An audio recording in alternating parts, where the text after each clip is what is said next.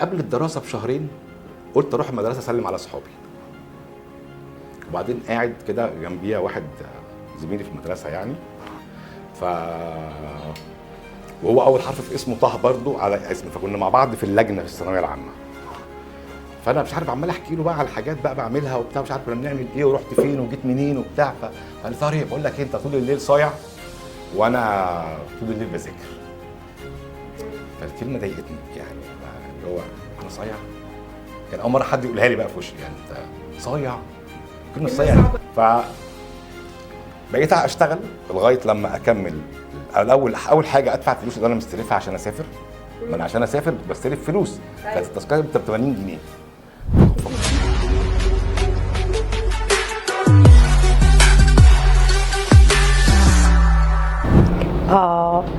هو ده بقى كانت النقطة بتاعت التحول ودخولك السياسة؟ ان انا كنت مستغرب ان يا جماعه واخد ده عسكري مصري صح، عمل ايه؟ قتل اسرائيليين. طب ايه المشكله؟ طب ما حابسينه ليه؟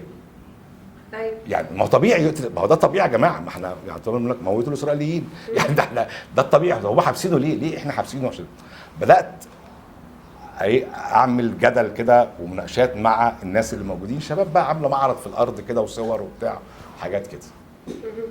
هوب مظاهرات، هوب الجامعه بتتضرب بقنابل مسيله للدموع، واو، هوب اتحبست. الله، ده كانت أول حبسة من الستة. فلقيت نفسي فجأة كده ناس شايلاني وحطاني في عربية مصفحة، ولقيت نفسي رايح نيابة أمن الدولة العليا. كان مكانها في الجبل الأخضر مكان نيابة الويلي في وسط مستشفى المقاولين، كانت دي نيابة أمن الدولة العليا. بعد كده راحت مصر الجديدة، بعد كده راحت التجمع. وأنت متهم الكلام كبير بقى، كلام كبير قوي قوي بقى. فهوب حبس المتهمين 15 يوم. رحنا على سجن استقبال ترى، وكان سجن استقبال ترى في التوقيت ده بيعمل حاجه اسمها حفل استقبال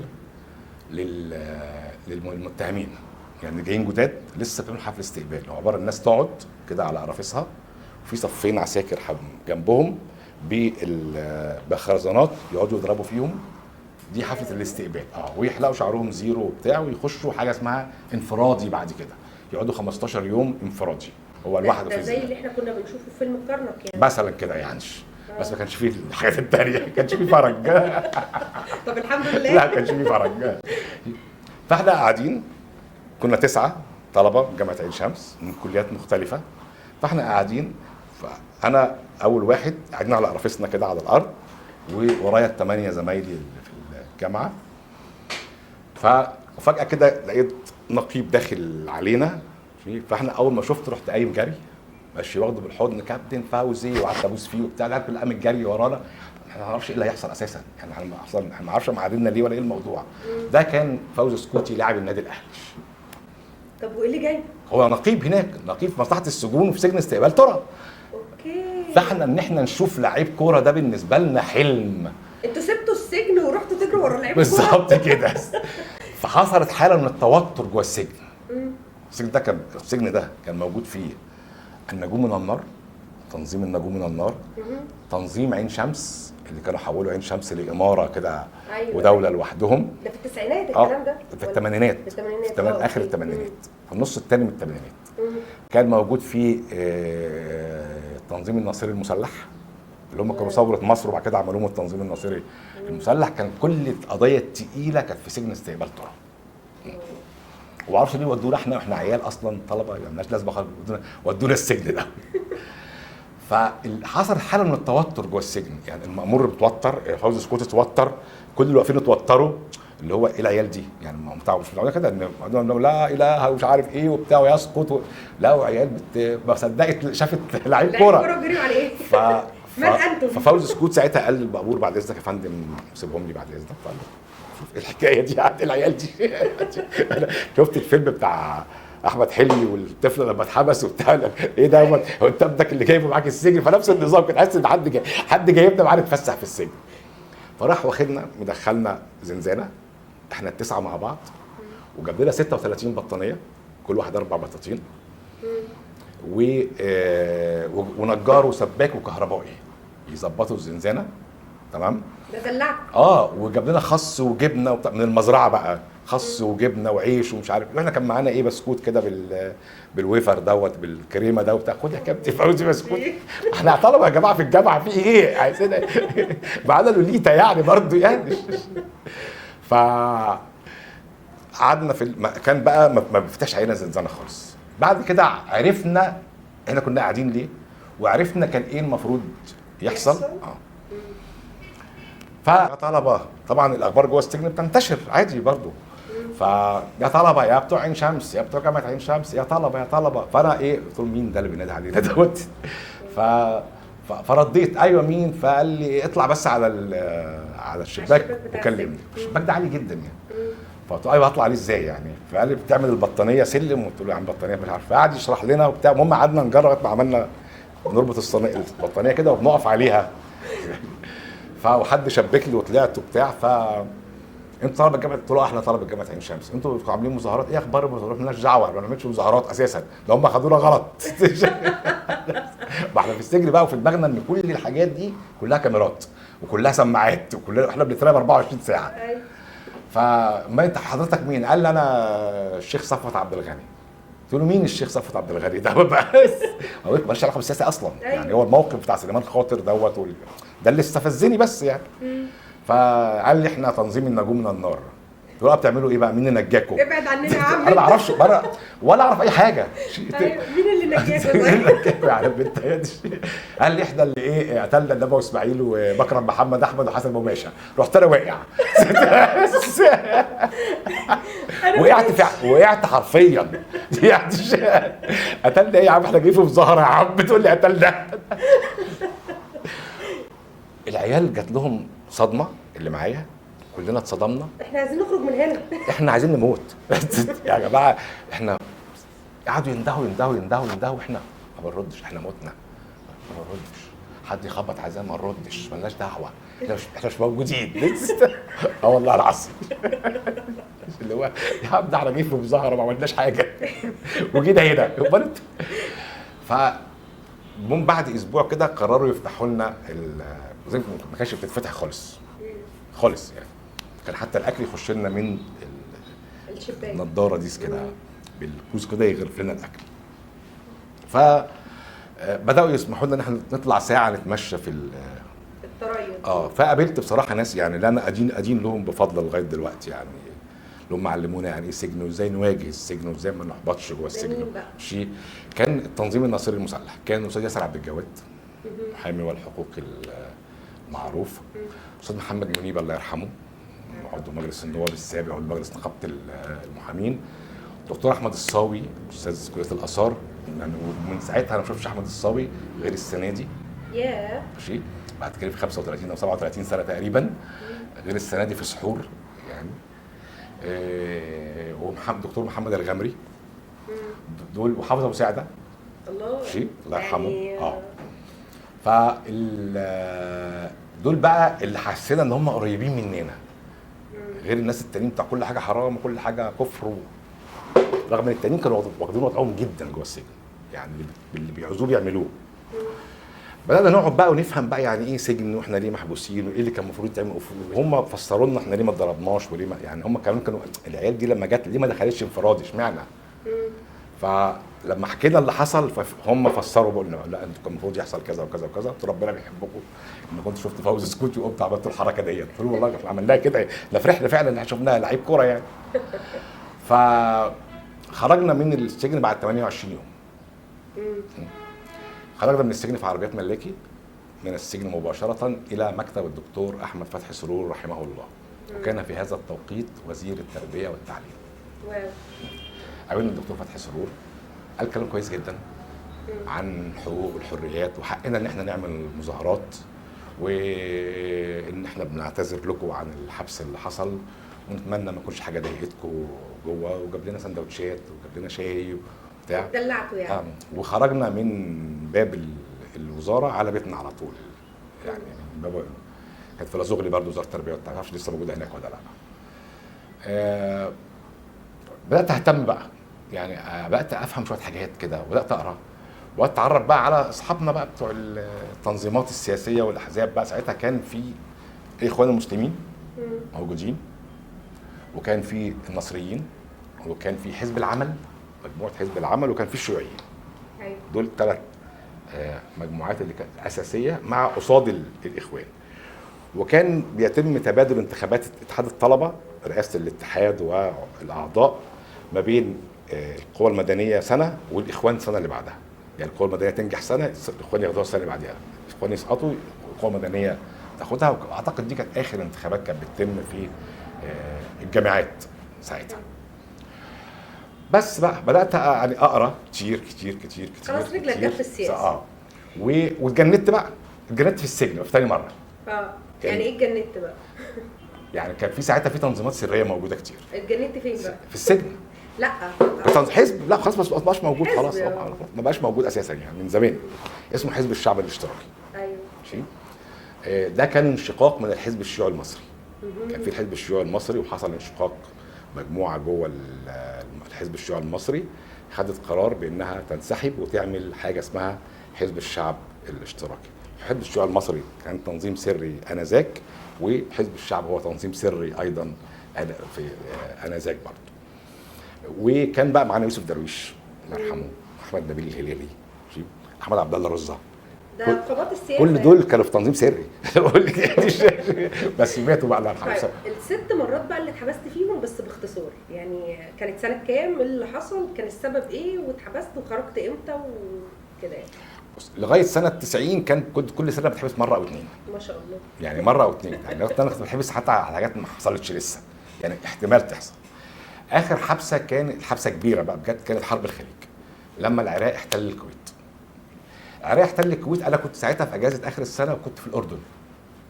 وصحيت من النوم الصبح رايح الشغل، فلقيت الناس عماله تكتب شعارات على الحيطان، والناس بتقول العراق استحل الكويت. يعني اتابع الاخبار فلقيت ان العراق عمل اجتياح بري للكويت واحتلها كلها.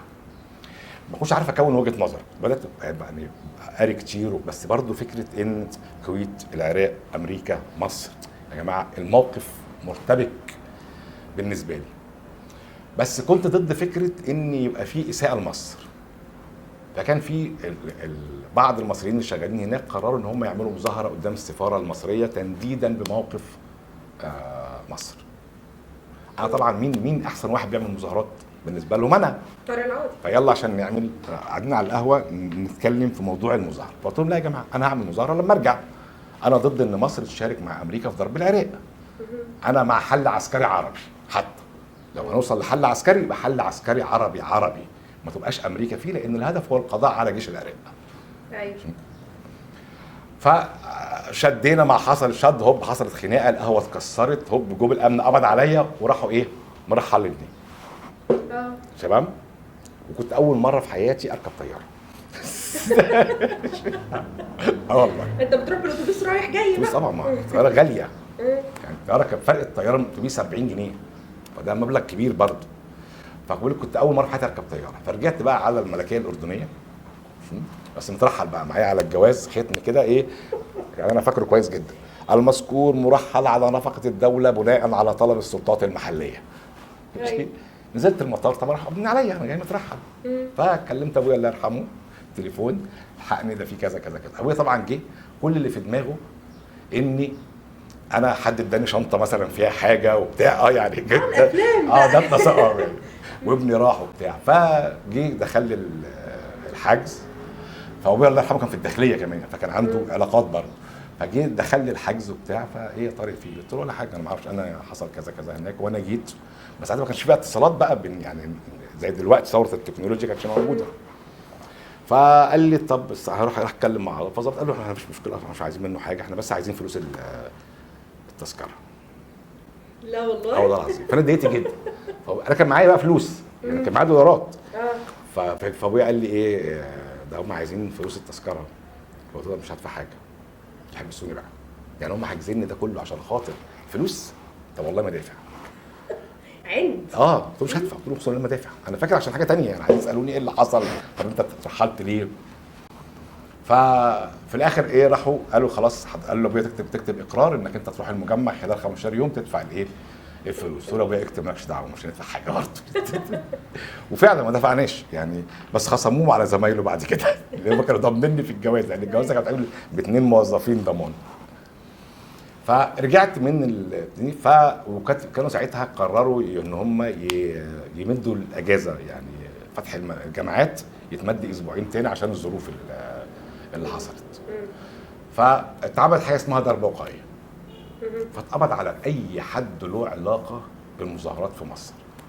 كان من ضمنهم حمدين صباحي على فكره، كان معانا في الحبسه ديت، والدكتور عماد عتريس ومجموعه كبيره جدا من عبد المجيد راشد المحامي بتاع المنصوره، كل الناصريين تقريبا وكل الشيوعيين، وسيد فتحي الله يرحمه، كل الشيوعيين كل الناصريين وكل بتوع حزب العمل. كنا 3 مجموعات متقسمين في 3 زنازين في سجن ابو زعبل. قعدنا تقريبا حوالي 3 شهور لغايه ان هم جم حققوا معانا جوه السجن.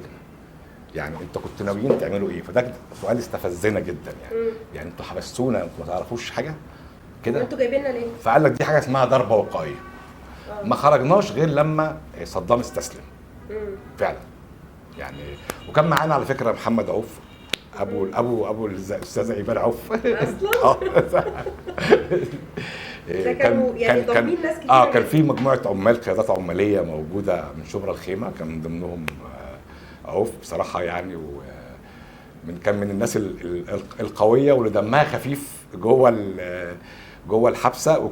واحنا باعتبارنا بقى ماركسيين فكنا فرحانين فكره ان في طبقه عامله موجوده معانا يعني. فكان سيد فتحي الله يرحمه برضه بقى يقول لك ايه، ما كنا نايمين لك ايه بس الطبقه نايمه محدش يعمل صوت، اصلا شغلتنا ندافع عن الطبقه العامله. فالطبقه نايمه فمحدش يصحي الطبقه يا جماعه لو سمحتوا.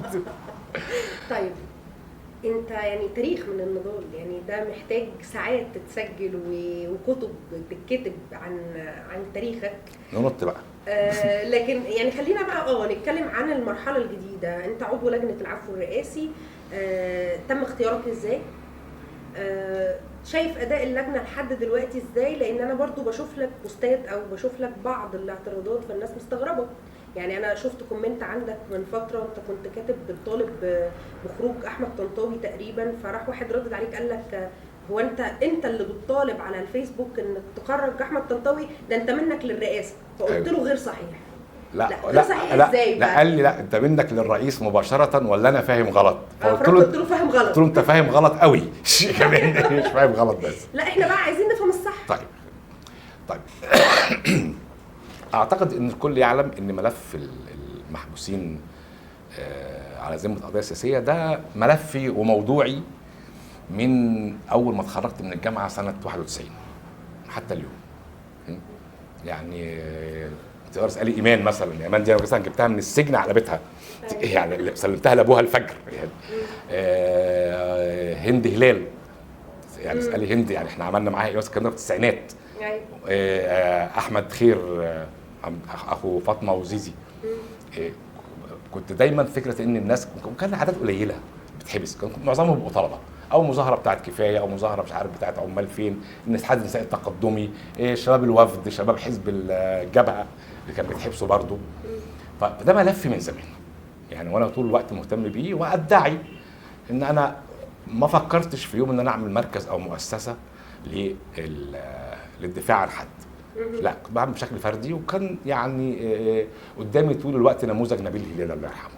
هو راجل محامي بيشتغل في المحاماه عادي جدا، ومخصص جهد من وقته وفلوسه وحياته للدفاع عن سجناء الرأي. والنموذج ده كان عاجبني ومريحني ومش بيخليني بشتغل عند حد، ولا بخضع للاجنده، ولا بطلب منك اكتب تقارير، ولا اقول لا مش عارف ايه، ولا ضخم الامور ولا تفه الامور. برضه بتعامل مع كل شيء بحجمه وفي وقته وفي سياقه التاريخي وفي سياقه الموضوعي. بس فهذا الملف بتاعي وعمل لي مشاكل كتير جدا، وتعرضت لحملات صعبه، ويعني حملات من التشويه والتشهير والتهديد بالسجن ثم انا فوجئت بدعوه في ابريل 2022 لحضور حفل افطار الاسره المصريه. وبعدين ما اكتبش، ما اقولش بتاع، لغايه لما يوم الفطار نفسه كتبت وانا على باب فندق الماسه، كتبت جاءتني دعوه للمشاركه من رئاسه الجمهوريه المشاركه في حفل افطار الاسره المصريه، كل عام ومصر وشعبها بكل خير. ودخلت الفطار عادي، فلقيت طبعا اني الاستاذ حمدين صباحي وخالد يوسف وعبد الله السناوي وخالد داوود تقريبا وكمال ابو عيطه ومجموعه كبيره جدا من رموز المعارضه موجوده، وان التلفزيون كان بينقل مباشره حفل الفطار قبل ما يبدا الحفل، حتى احنا لسه بندخل نسلم على بعض وبتاع قبل ما الرئيس يجي. وجه الرئيس وقال الكلمه، وبصراحه ما لا احد يعني يستطيع ان ينكر انها كانت كلمه رائعه. ففيش حد ممكن يختلف على حاجه اسمها الاختلاف في الراي لا يفسد الوطن قضيه. اختلف فيها ازاي؟ صحيح. ان مصر وطن يتسع للجميع، يا ريت ده اللي احنا بنطالب بيه. واحنا كنا بقالنا فتره كبيره بنقول يا جماعه احنا لازم السلطه تقعد معانا، احنا في وادي وهم في وادي، هم بيسمعوا عننا لكن ما قعدوش معانا وسمعوا مننا، لازم نقعد. يعني انا كنت قبل الفتره دي، واعتقد ما حدش عارف يكذب اليومين دول، صحيح، لان كله متوثق زي ما بيقول. فكنت قبل الفتره دي بقول يا جماعه احنا جربنا كل حاجه، ليه ما نقعدش؟ ما نقعد نتكلم مع بعض، طب نشوف احنا متفقين في ايه ومختلفين في ايه. فلما جت الدعوه دي انا كنت مبسوط بصراحه بيها، لان فعلا فرصه اخيره هنقعد. الدوله قررت تعرف وتاخد بالها ان في قوى سياسيه مهم جدا تقعد معاها، ما تسمعش عنها ولا تقرا عنها تقارير امنيه، لا تقعد معاها وجها لوجه. الخطاب اللي قاله الرئيس كان حلو جدا ومطمئن جدا وكله رسائل ايجابيه. يعني لما الرئيس يقف يقول وطن مصر وطن يتسع للجميع، عمل ايه؟ اسقف. انا عايزه يتسع للجميع، فهو بيقول نفس الكلام اللي انا عاوزه. لما يقول ان انا سعدت بالافراج عن دفعه، كان في دفعه خرجت قبل حوالي 58 واحد كانوا خرجوا قبل الفطار بيوم، ودول ابناء الوطن وبتاع، لازم اسقف له. يعني ده كلام، هل في اختلاف عليه؟ لا. يعني اكثر الناس تشددا ويعني وتطرفا وثوريه مستحيل يختلف مع الجمل ديت، خصوصا دي بتيجي جايه على لسان رئيس الجمهوريه. فبالتالي دي دعوه للرئيس، وقال لك يلا حوار وطني وبدون سقف وبدون. وقال اعاده تفعيل لجنه العفو والرئاسه. خلاص، والكلام جميل حلو، كلها رسائل ايجابيه بالنسبه لي، ايجابيه ومبشره. وبالنسبه لي انا رجل لا اطالب باسقاط النظام، انا راجل بطالب باصلاحات، بس انا عايز النظام موجود، بس في حاجات انا معترض عليها عايزها تتصلح في مجال حقوق الحريات، في الملف الاقتصادي، في الملف الاجتماعي، في ملف الاعلام بس. لكن انا ما برفعش شعار الاسقاط خالص. فبالتالي لما تيجي السلطه اللي انا مختلف معاها دي تقول لي تعالى نقعد نشوف نوصل لما نتفق عليه، ونشوف اللي احنا مختلفين فيه نتناقش فيه ونوصل لنقاط نتفق فيها، انا ابقى راجل مجنون لو قلت لا. لان فكره ان انا افضل اشتم وبس طول الوقت وبزعق دي فكره غير مجديه، وانا كده بحارب طواحين الهوا. من هنا انت قبلت فكره تاسيس الرئاسه او اعاده، ولا قبلت اي حاجه، ولا حد عرض علي حاجه خالص. يعني انا عادي، ده الكلام الرئيس بيقوله، ما قالش مين، ما قالش اسماء في الخطاب. بعد الفطار يعني المجموعه دي كلها اتجدت فيهم انا، واتقعدنا مع يعني حد مهم جدا في هذا التوقيت يعني كان موجود، اوكي، والحوار كان رائع جدا. وفي اليوم ده احنا طلعنا حسام مؤنس لو تفتكري. ايوه. والحوار كان رائع جدا. الدوله تتكلم معانا، الدوله بتبرر المرحله اللي قبل 22 والحرب على الارهاب، وده خلاها تتوسع دايره الاشتباه وتاخد اجراءات شفناها احنا انها متشدده ومتعسفه وامنيه زياده عن اللزوم، لكن هي كانت في حرب، وبالتالي لما الحرب انتهت والدوله انتصرت على الارهاب قررت انها تفتح المجال العام وتدي مساحه وبتاع، واحنا ما نقدرش نفتح مره واحده بالراحه ومع بعضنا، ونوعدكم الملف دوت هيخلص. الكلام اللي قاله خالد يوسف على فكره في فيديو من يومين. ايوه. ده انا كنت حاضر الاجتماعات دي، فالكلام كان حلو ومطمئن جدا جدا. فيعني اللي اتقال لي كده في الاجتماع ده، يا استاذ طارق انت مهتم بملف المحبوسين دوت، واحنا يعني حط ايدك في ايدنا. فقلت له اي حاجه تساعد الناس تخرج من السجن انا فيها، انا موجود ومستعد 24 ساعه ابقى متفرغ، بس المهم الناس تخرج من السجن. وقد كان بس القعده دي تقريبا قعدنا حوالي 4 ساعات في اليوم ده. وبعد ما مشيت كل ده لم يكن هناك اتفاق على ان انا موجود في لجنه العفو الرئاسي، يعني ما اتقالش ده بشكل واضح. تمام. شيء يعني اتقال كده بالنص، ده ملفك وانت مهتم بيه، حط ايدك في ايدنا وساعدنا حلو. عشان نطلع الناس المحبوسه. قلت له انا موافق، اي حاجه تطلع الناس، يعني شوف انت عايز مني انا هعمله. بس لا جبنا سيره لجنه العفو الرئاسي بالاسم دوت ولا بالكلام ده. بعد ما خلصنا الاجتماع فلقيت الاخبار نازله بانك انت عضو في لجنه العفو، واتعملت اجتماع تاني يوم بقى للجنه بقى مع الممثلين عن الدوله، والكلام كان حلو، واعتقد اللجنه اشتغلت، واعتقد ناس طلعت كتير، ناس اتحبست كتير برضو، لكن في اكثر من 2000 واحد طلعوا، في ناس كان عليها احكام كبيره جدا طلعت، الى ان فجاه الامر توقف. ليه؟ انا صدقني ما عنديش اجابه، والله ما عندي اجابه. وكنت اتمنى ان هم يقعدوا معانا ويقولوا لنا ليه قرروا يوقفوا الموضوع. في تناقض في المواقف، الله اعلم. في ان احنا كنا بنطالب بحاجات اكتر من اللي هم مستعدين يدوها، الله اعلم. يعني اللجنه دلوقتي متوقفه ولا اللجنه متوقفه بقالها، اللجنه متوقفه بقالها اكتر من سنه، يعني ما يزيد عن سنه. لا يوجد اي اجتماعات ولا اي ردود على الطلبات اللي بنبعتها حتى الان، تمام. ومع ذلك احنا بنحاول برضه وبنضغط وبرضه، لان احنا مش هنقفل الباب. وانا كنت حتى لما جيت لما اتكلم على الحوار الوطني قلت لهم الحوار الوطني ده انا شايف ان مسؤوليه المعارضه فيه اقوى واكبر من مسؤوليه الدوله. دي اول تجربه، اول دعوه يعني يطلقها النظام للحوار مع القوى السياسيه، وبدون شروط وبدون سقف. فمهم ان احنا نستغلها عشان الناس تسمع مننا. ايوه، بس هو في ناس شايفه ان دلوقتي الحوار الوطني مخيب للامال بعد اصدار قانون الانتخابات، بعكس التوصيات اللي طلع بيها الحوار الوطني. لا مفيش ناس شايفه كده على فكره خالص، هو كل الناس شايفه كده، مش ناس، بعض الناس يعني. لا هو كل الناس، لا خلي اصل ده واقع. يعني مش ده مايك، يعني هقول لك ده قله، ده مايك يا جماعه، هقول له ايه؟ ما ينفعش اقول غير مايك، دي صور، مش ده الرئيس عبد الفتاح السيسي وده الرئيس الاسبق مبارك، يعني ينفع اغيرهم؟ اقول حاجه ثانيه؟ فيعني الشمس يا جماعه شمس خلاص. لا، الحوار الوطني نتائجه ليست مخيبه للامال، لكن التعاطي مع النتائج هو المخيب للامال. يعني انا كنت قاعد في لقاء الرئيس في برج العرب، والرئيس وعد المستشار محمود فوزي وهو واقف على المنصه، وكان موجود المهندس عبد المنعم امام، النائب عبد المنعم امام، والمهندس باسل عادل على المنصه، والرئيس وعد ان كل مخرجات الحوار الوطني سيتم تنفيذها.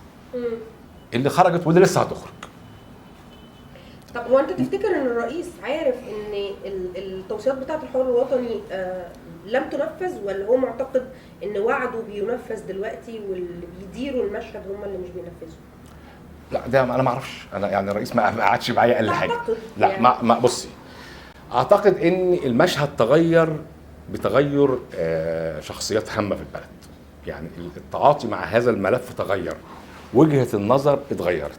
يعني دي كانت وجهه نظر اللي كانوا موجودين في وقتها، ان نفتح المجال العام، ان احنا ندي مساحه للناس تعبر عن رايها. كان في تقارير ان مثلا الناس بتشوف قنوات الاخوان بنسب مشاهده اعلى من القنوات المصريه، فلازم ندي مساحه خصوصا لبعض الشخصيات المعارضه الاصلاحيه، مش الناس اللي يعني عايزه توقع كل حاجه دي. الناس بثقه الجمهور، ده طبيعي، امر طبيعي. وده حسيناه ولمسناه وسمعناه، وفعلا كان في اراده بجد. انا قلت لهم انا مصدق، قلت لهم انا قاعد، انا في احد الاجتماعات قلت انا قاعد، قلت كلام كتير جدا، وانا بقوله انا مركز قوي في الوشوش، في وجوه ممثلي الدوله اللي قاعدين، عشان اشوف واقع الكلام ايه. هل في حد يعني قرفان من الكلام اللي انا بقوله؟ الناس او الزملاء معانا بيقولوه؟ لا، ده حقيقي بجد. لهم انا بقول، انا بشهد اهو ان انا مصدق الدوله ومصدق وعودكم ومصدق النوايا، وانا بقول لكم ايدنا في ايدكم نحقق ده ونعمل ده.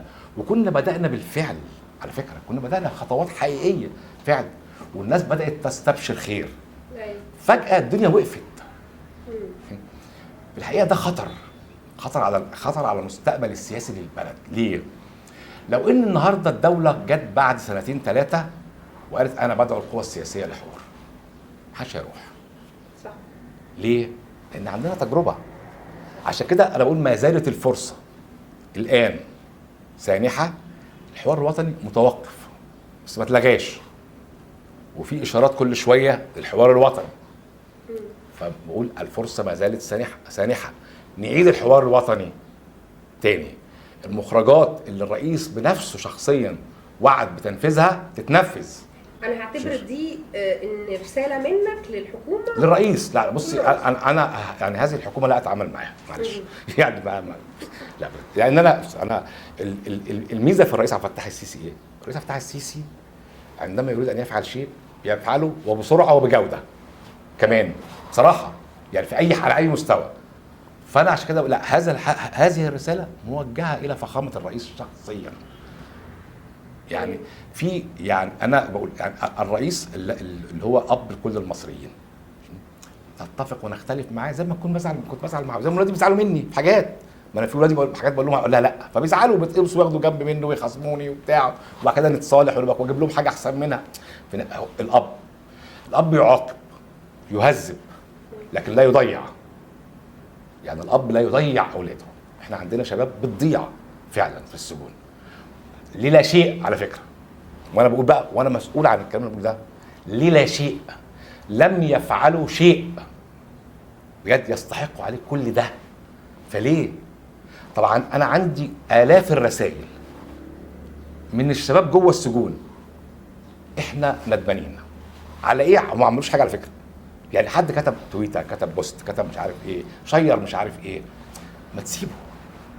طب خلاص هو غلط، طب المده دي مش كافيه اللي هو موجوده كفايه. طب هل هناك عائد من حبس هؤلاء الناس كل هذه المده؟ في الحقيقه انا مش لاقي اي عائد. واي موقف الدوله تاخده طبعا عندها حاجه اسمها تكلفه وعائد. لو التكلفه اعلى من العائد يبقى المشروع خسران.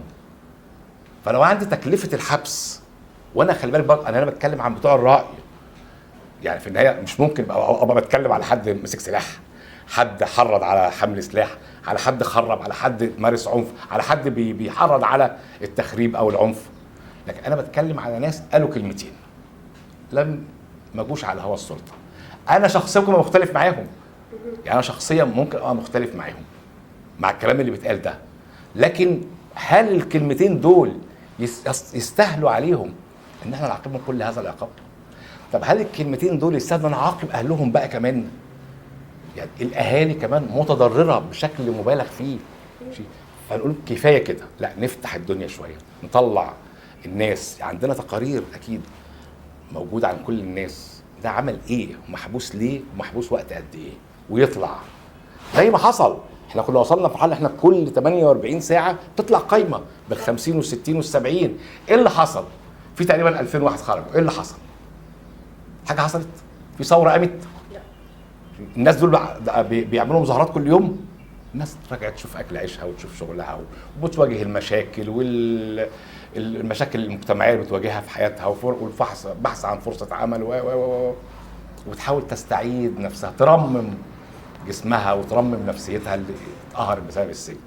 فما حصلش حاجه. فانت عندك تجربه تقول الناس لما خرجت ما حصلش حاجه والناس ما اساوش الادب.